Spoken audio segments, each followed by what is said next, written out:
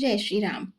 विभीषण जी के राज्याभिषेक के बाद प्रभु ने हनुमान जी और विभीषण जी को माता जानकी को लाने के लिए कहा।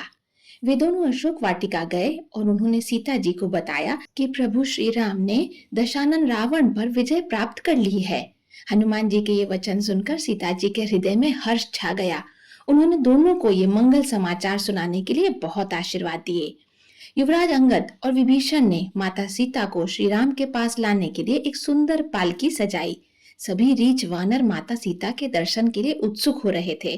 तभी श्री रघुवीर ने कहा, हे मित्र, सीता को पैदल ले आओ, जिससे वानर सेना अपनी माता के दर्शन कर सके। प्रभु के वचन सुनकर रीछ वानर सब हर्षित हो गए। माता सीता प्रभु श्री राम से मिलती हैं ठीक वैसे ही जैसे क्षीर सागर में भगवान विष्णु से माता लक्ष्मी मिलती हैं। देवता हर्षित होकर फूल बरसाने लगे, आकाश में डंके बजने लगे, अप्सराएं नाचने लगी। सभी देवता प्रभु श्री राम की स्तुति करने लगे। उसी समय प्रभु श्री राम के सामने उनके पिता राजा दशरथ प्रकट हुए। लक्ष्मण जी सहित प्रभु ने उनकी वंदना की और पिता राजा दशरथ ने उन दोनों को आशीर्वाद दिया। श्री राम ने कहा, हे पिताजी, यह सब आपके पुण्यों का प्रभाव है जो मैंने अजेय राक्षस राज को जीत लिया। प्रभु के ये वचन सुनकर राजा दशरथ बहुत खुश हो गए। उन्होंने कहा, हे पुत्र, मैंने तुम्हारी प्रतीक्षा में अपना शरीर त्याग दिया था। तुम्हारी वनवास जाने की बात सुनते ही मैं जीवित नहीं रह सका। आज मैं तुम्हें और सीता को एक साथ देखकर बहुत प्रसन्न हूँ। अब अयोध्या जाकर राज सिंहासन संभालो। राजा दशरथ ने उन्हें आशीर्वाद दिया और स्वर्गलोक को लौट गए। इसके बाद विभीषण जी प्रभु के पास आए और बोले, हे प्रभु, मेरी विनती सुनिए।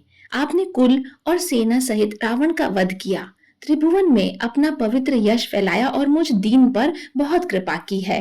हे नाथ, मुझे सब प्रकार से अपना लीजिए और फिर हे प्रभु, मुझे साथ लेकर अयोध्यापुरी को पधारिए।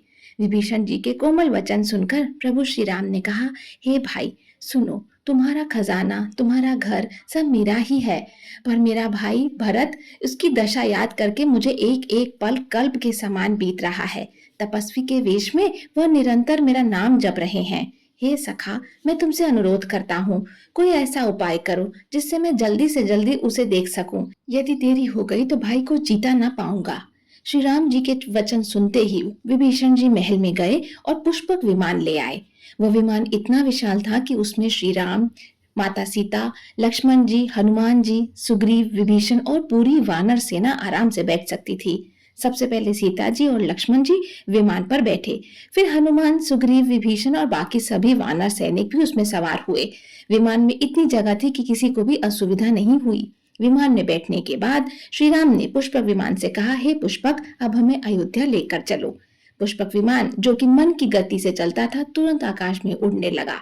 नीचे वानर सेना जय श्री राम के नारे लगा रही थी। इस प्रकार श्री राम, माता सीता और लक्ष्मण जी अपनी पूरी सेना के साथ पुष्पक विमान में बैठकर अयोध्या नगरी की ओर चल दिए।